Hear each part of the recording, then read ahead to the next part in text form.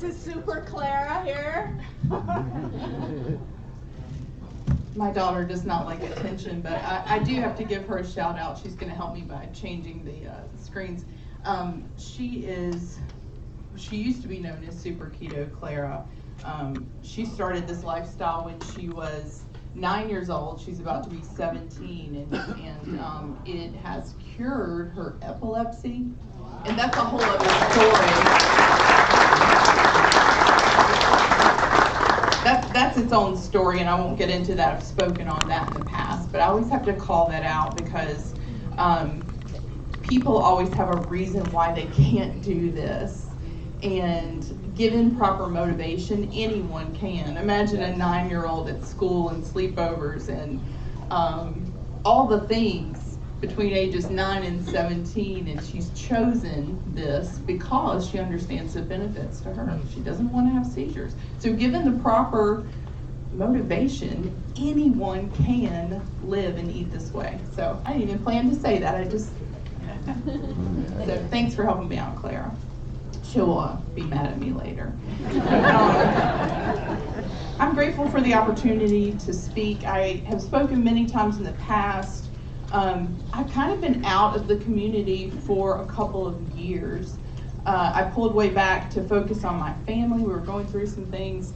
But prior to that, I did the speaker circuit, KetoCon, low carb cruises. I was on like 20 some podcasts. I was in a magazine. I was really into this whole scene, and I backed away. So I was really surprised when Debbie reached out to me to speak. And I'm grateful for it.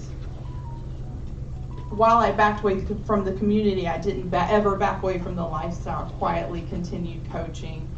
And when I traveled and spoke before, I was I would say, poster child for the conversation around food addiction. That was my thing. I talked about that before it was being talked about.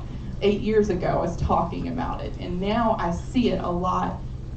And so what I'm going to talk about today is a little bit different. And for those of you who may have taken groups with me, there's several people in this room that have done my groups or done coaching with me or heard me speak before. This is going to sound different. Some things that I say might surprise you.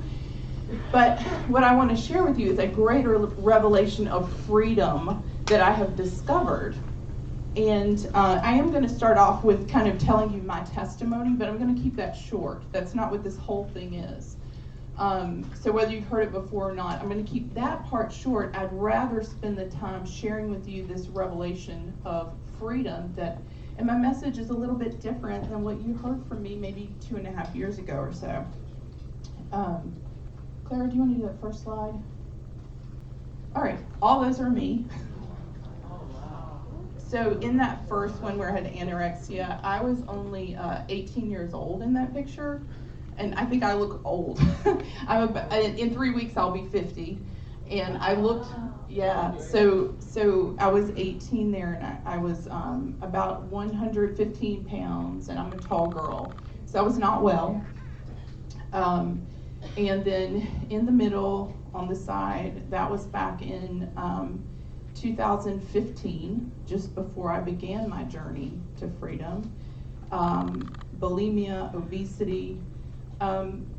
Again, I won't go into a ton of detail, but I will tell you this. I struggled with food issues since I was a little child. There was some documentation from a child psychiatrist when I was 4 years old that I was obsessed with food. 4. I wasn't taken for that reason. I was taken for another reason, but it was something that came out. At age 11, I began to binge and purge every single day. I never heard of bulimia. I thought it was something I discovered, a neat way to eat a lot of food and not gain weight. And then from then on, that was age 11, up until age 41, I was in 6 different eating disorder hospitals. I had 30 plus therapists. I tried to remember them all at one point. There were so many, it just didn't work.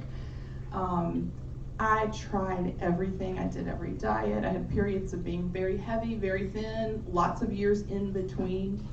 But my journey was a long one. That's a very, very, very long journey to struggle with food. And I just want to show you that. The middle picture is most compelling to me because you can see my eyes. It's like I was dead inside. It really was. And that's just how I looked every day. Sometimes people see me now and they can't imagine, when I just speak about what I went through, they can't imagine where I came from because they just see who I am today. And this picture is important for that. I need to share that so you know that I know where you're coming from if you struggle with food or any type of disordered eating. Okay, Claire, go ahead to the next slide. Here's the happy news. 8 years, 4 months ago, I began a journey. And some of the things that happened for me are I got off of 17 daily meds.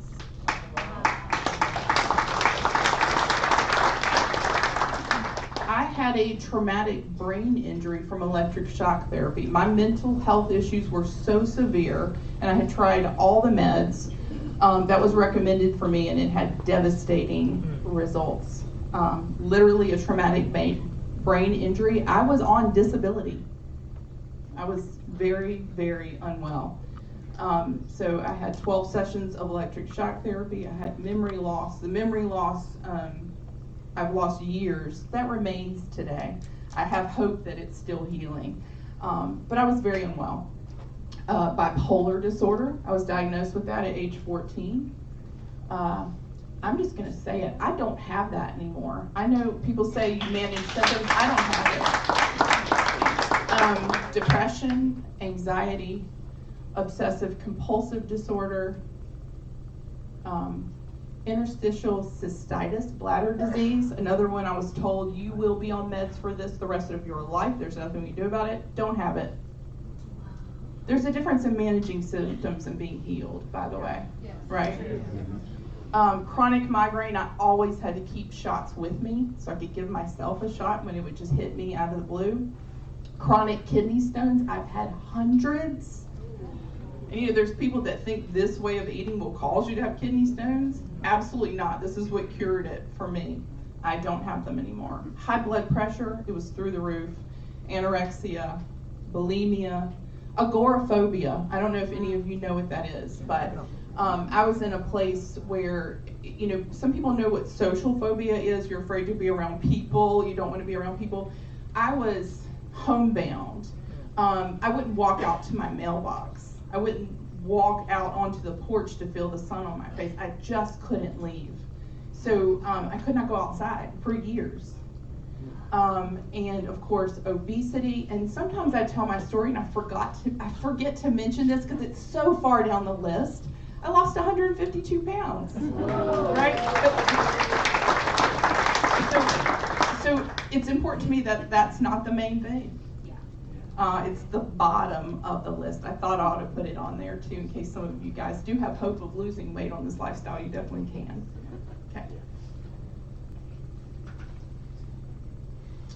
All right.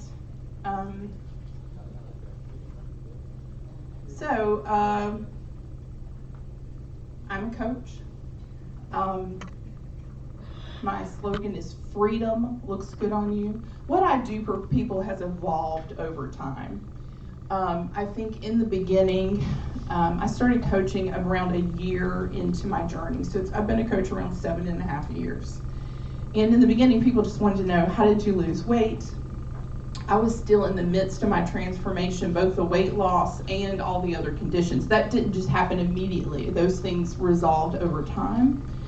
And in the beginning, it was about, I did talk to them about eating disorders, but mainly it was, let me help you figure out what to eat.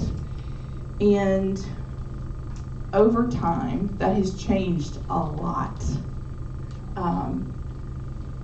The people that I work with now, we barely talk about food. Most of them know how to eat. They know what to eat. what they struggle with is why they can't keep doing it. And so for many years I worked with people, and we talked a lot about eating disorders. We talked a lot about food addiction. And in the last 2.5 years, I have had a greater revelation of what freedom looks like.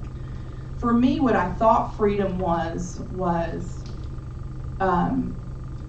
not worrying about getting fat again.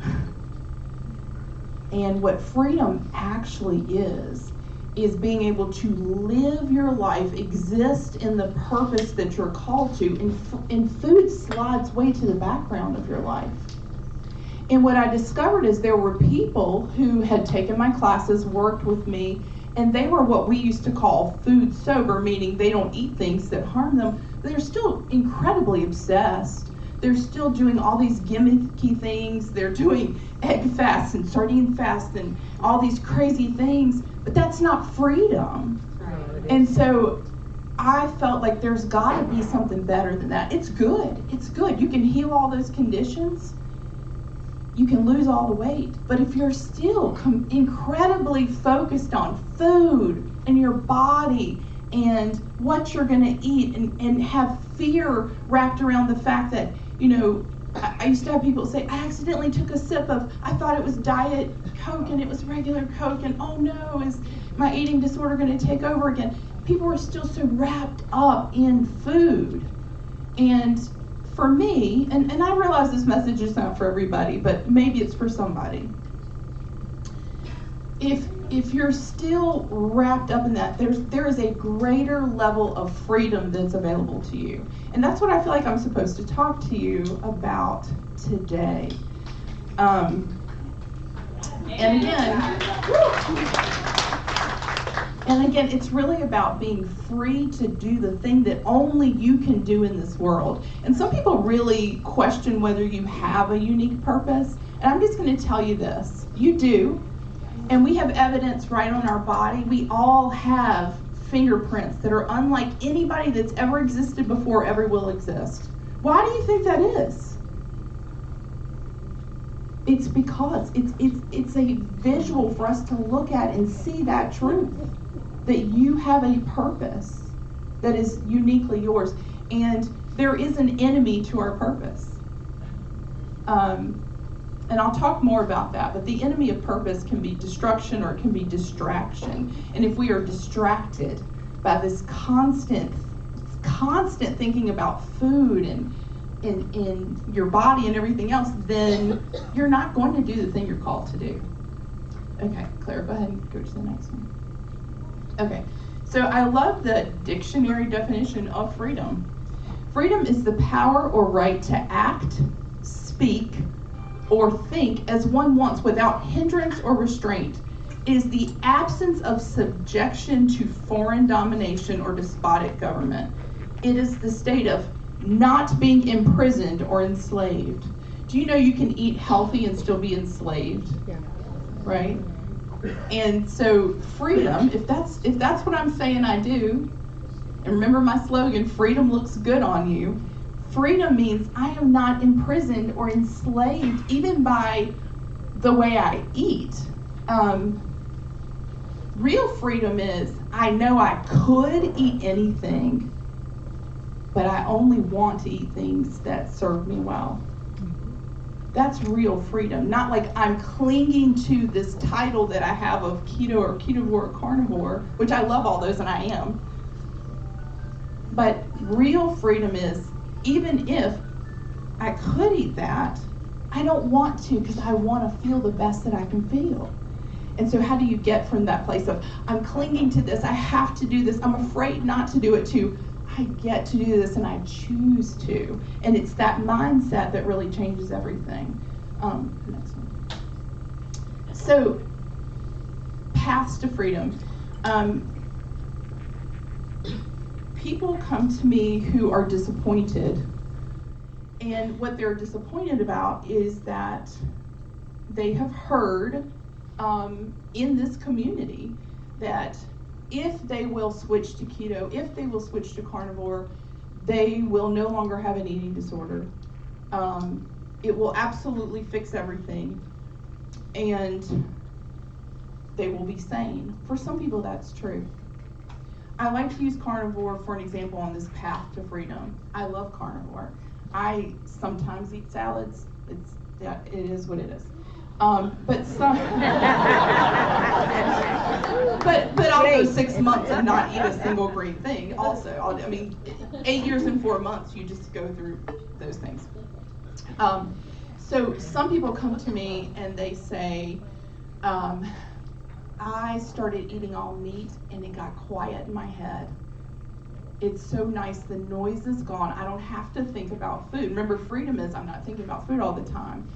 It's so quiet. I don't think about it. I know when the time comes, I'm going to eat some meat. I'm going to be good. I'm going to move on with my life. That's perfect. That means carnivore is their path to freedom, right? The person behind them may come to me and say, well, I was eating carnivore and I just feel like I can't stop thinking about all the things I can't have. And what happens when you have that mindset, when you're thinking about the things you can't have, when you see it that way, it feels like restriction. So person number 1 felt free, person number 2 feels restricted, and with restriction always comes rebellion. If you feel like someone has taken something away from you, or you feel rebellious over the fact that you have to eat only meat, guess what? You're going to do destructive things. You're going to rebel against your own self because you feel like it's a punishment. It's not fair. That person gets to eat that, and I don't get to eat that, and it's not fair. And so one person's, and this is so important, and we need to actually come together as a community because I often feel like people think there's a hierarchy. Well, first you're keto, then you're carnivore, and you've reached the pinnacle, right? Let's be real. That's how it is. But that's not everybody's path to freedom. It isn't.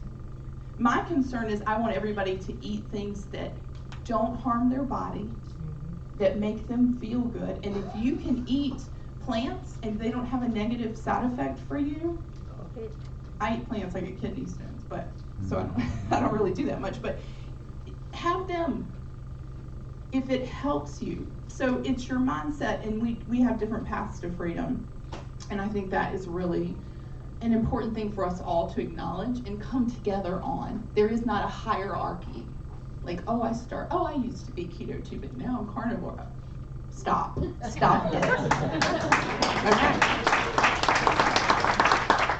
All right, next. Okay, so this is important. Again, if you have taken classes with me, if you've done coaching with me, if you've heard me speak, if you listen to podcasts, if you read an article, I talked about food addiction all the time. And as I said, I have 10,000 hours of coaching people, more than that now. Hundreds and hundreds and hundreds of people. I did 60-something food addiction classes. And I want to share with you a little bit about that because there was a formula. And the formula it looked something like this. You come in, and you recognize and realize that you're out of control. You go through a grieving process, and part of that grieving process is I have to let go of foods that I used to like to eat, and I admit that I am an addict and I'm out of control. It's who I am. In fact, I used to describe the addict as someone who had a little part of their brain.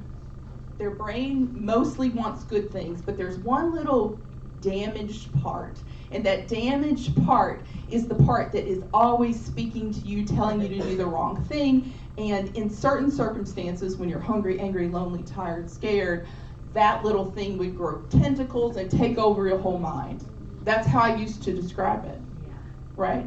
You guys a lot of y'all have heard me say that.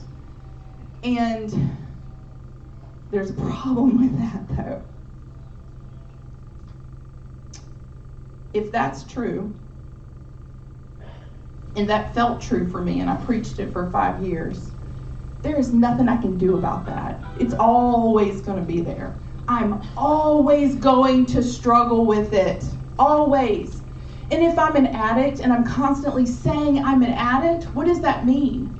that I'm always in danger of defaulting back to addictive behavior.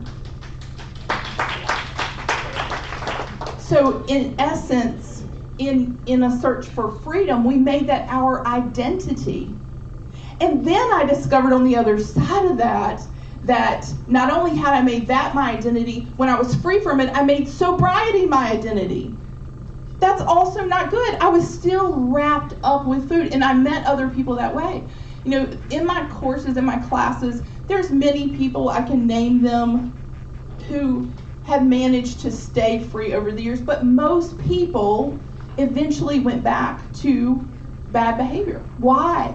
Because they believed it was who they were. If I'm an addict, it's who I am. If I have a bad place in my brain, there's a flaw.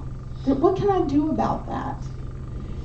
I didn't realize that was wrong, and I have to apologize to all the people that I preached that to for 5 years. I'm gonna share with you now something that might seem weird. It's a weird picture. So I had this revelation about 2.5 years ago, and part of it is because my own desire to seek a greater level of freedom. I decided I don't want to be known for an eating disorder. I also don't want to be known as a sober person. I don't want to be known for how I eat. I want to be known for helping people get free. And that means how do I do that if who I am, if my whole story is this? And then I realized this overcoming the eating disorder and all that was meant to be this much of my story, right? Remember, food has to slide to the background of your life. It can't be here. It can't be your identity. Can't do that if you're every single day talking about addiction, right? You're gonna default to that behavior.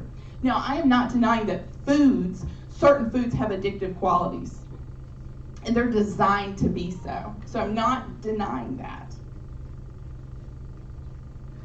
But I have an alternate thing to share with you. Okay.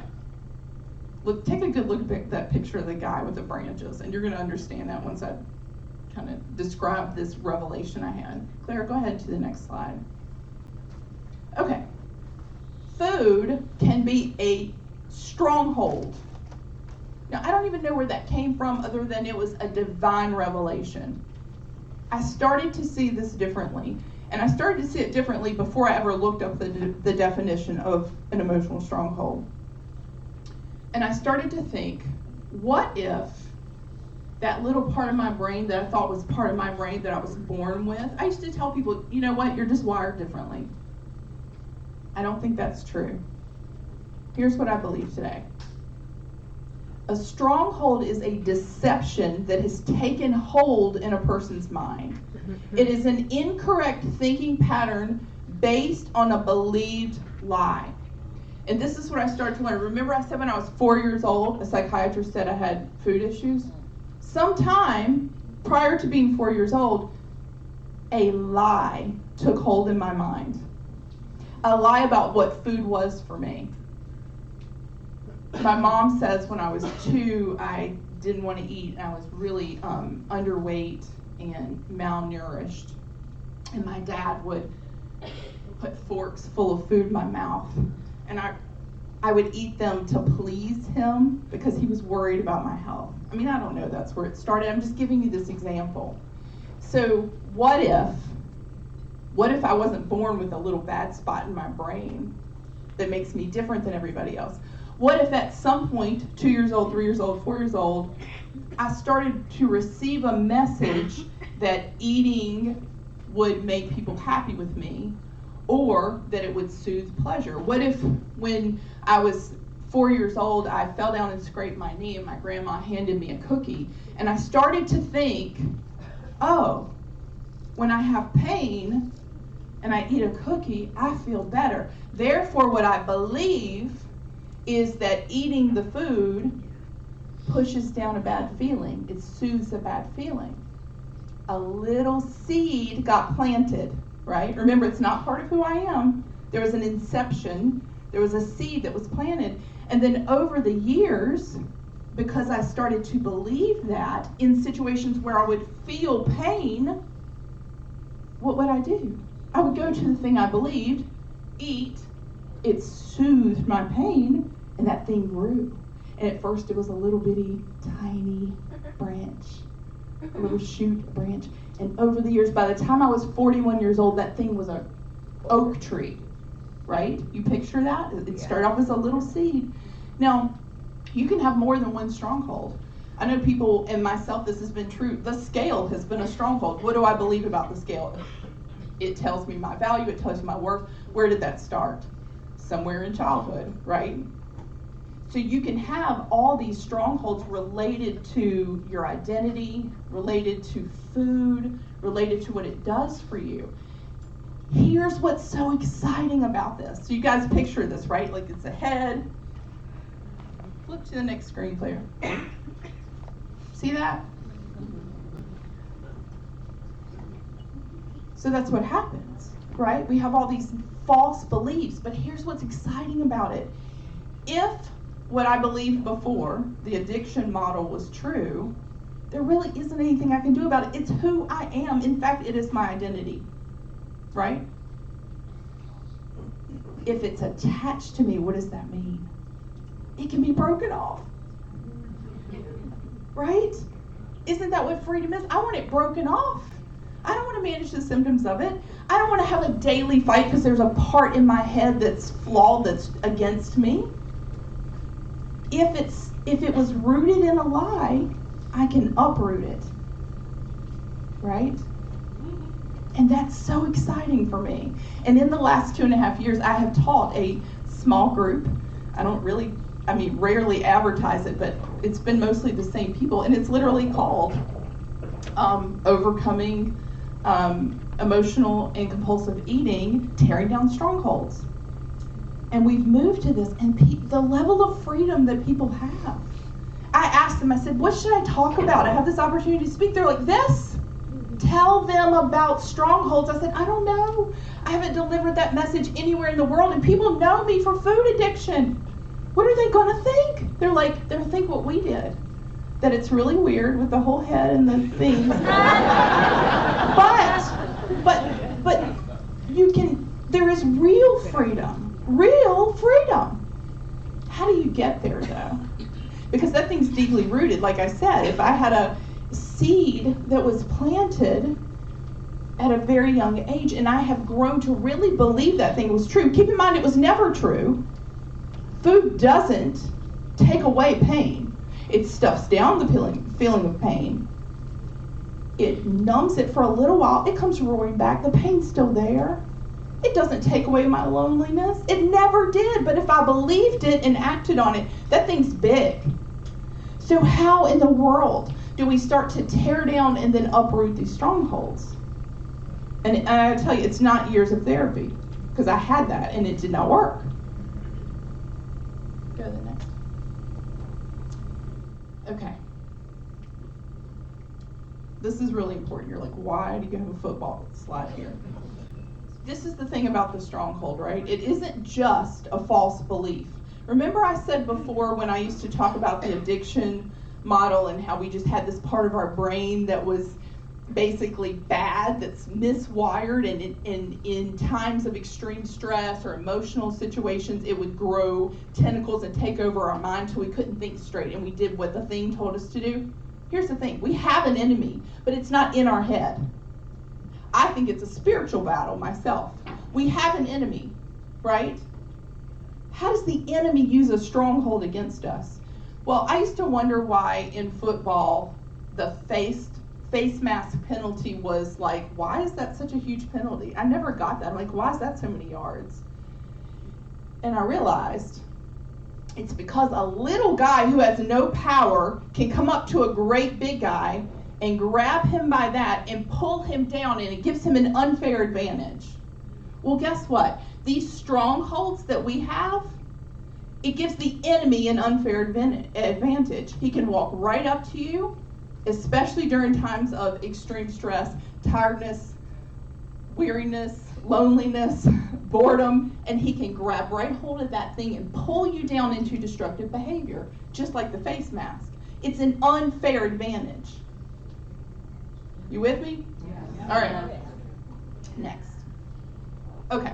So, guess what tears down strongholds? Guess what breaks those branches? Authority.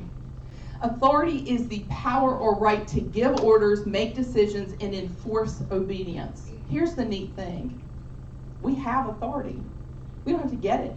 We wake up with it every day. We have authority. The enemy doesn't have authority.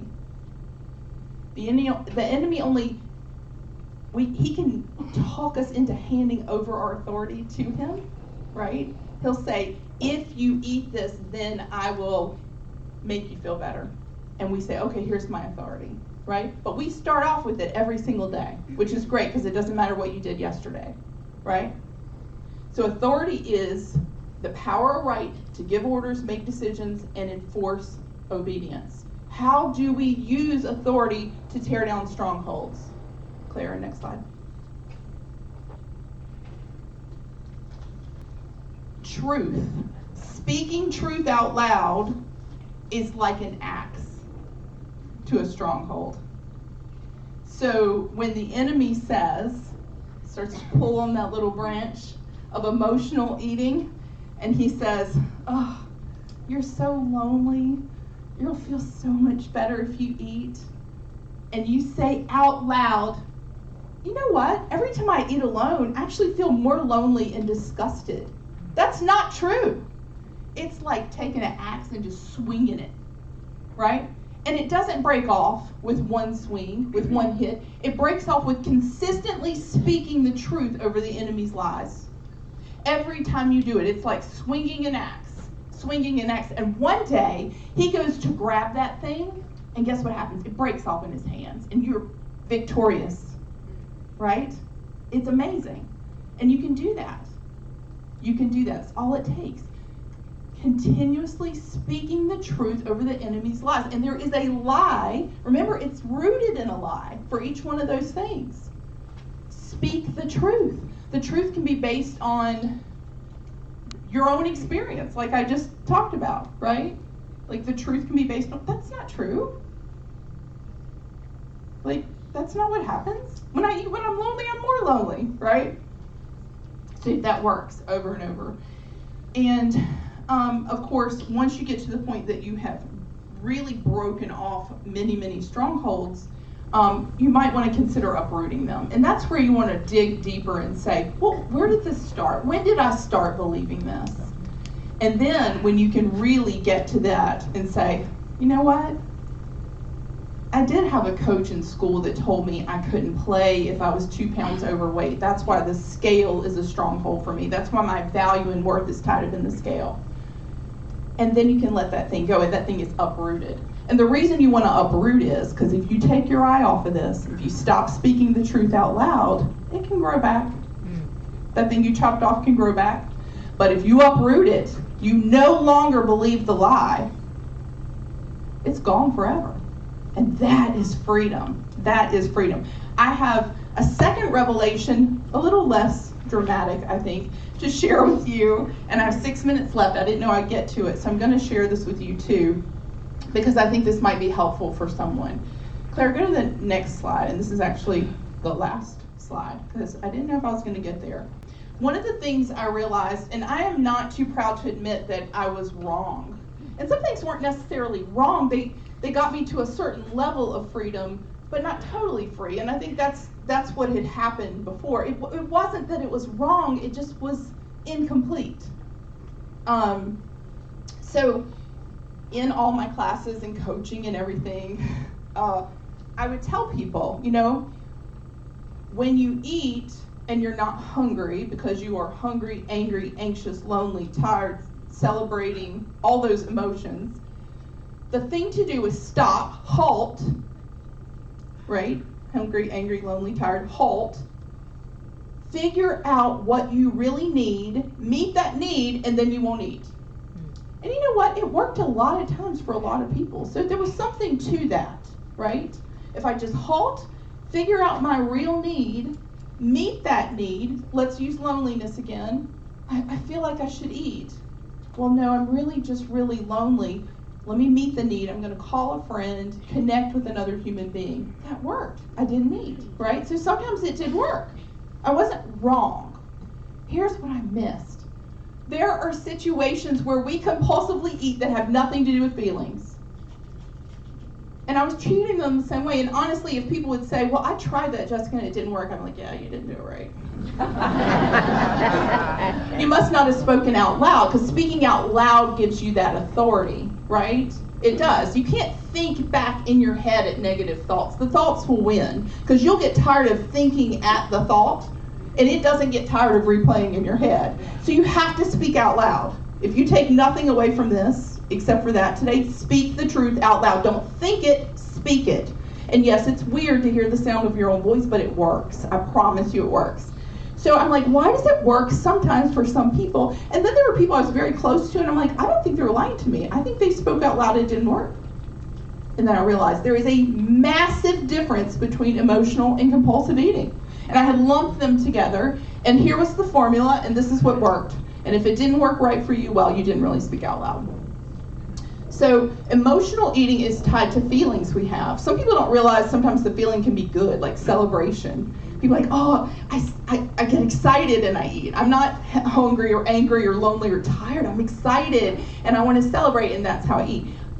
Emotional eating is tied to that, feelings, right? Good feelings or bad feelings.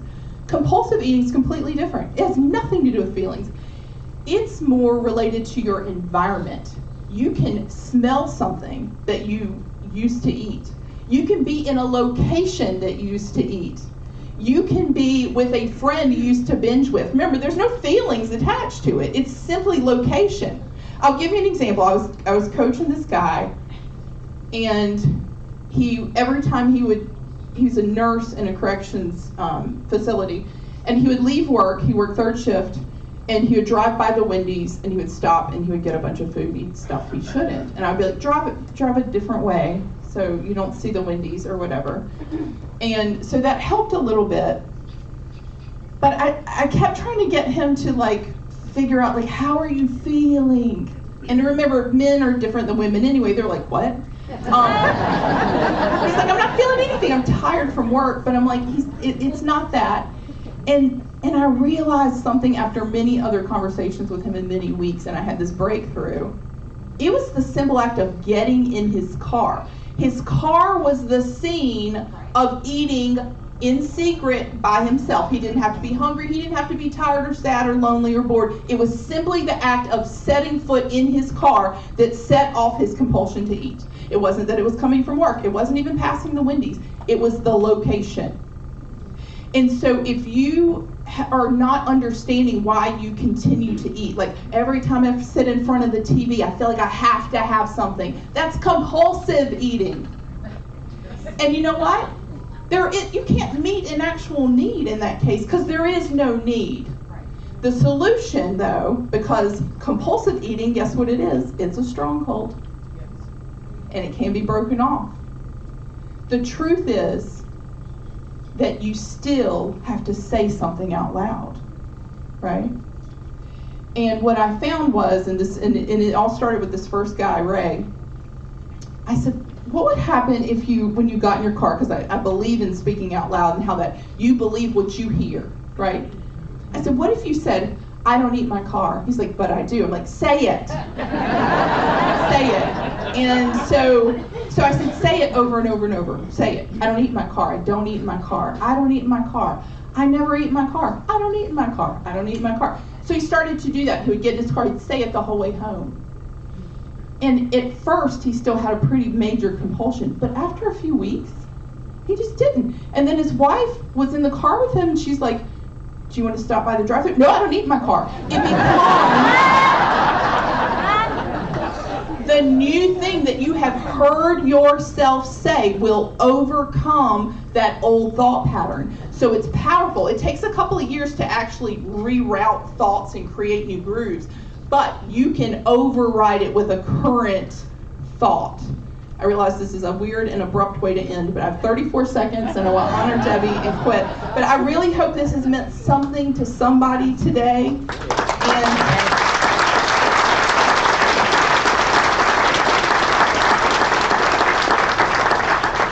online, Facebook, I am Coach Jessyca. It's Jessyca with a Y. I'm always happy to answer questions. I have a website, CoachJessica.com. I don't do much with it, but you can read about me there. But I'm always happy to kind of help you troubleshoot through this. And so many times it's not the food. It's this. It's a stronghold. So thank you guys very much. I appreciate it.